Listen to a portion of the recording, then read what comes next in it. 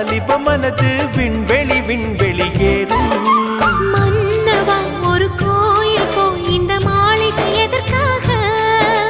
தேவியே என் ஜீவனே இந்த ஆலயம் உனக்காக.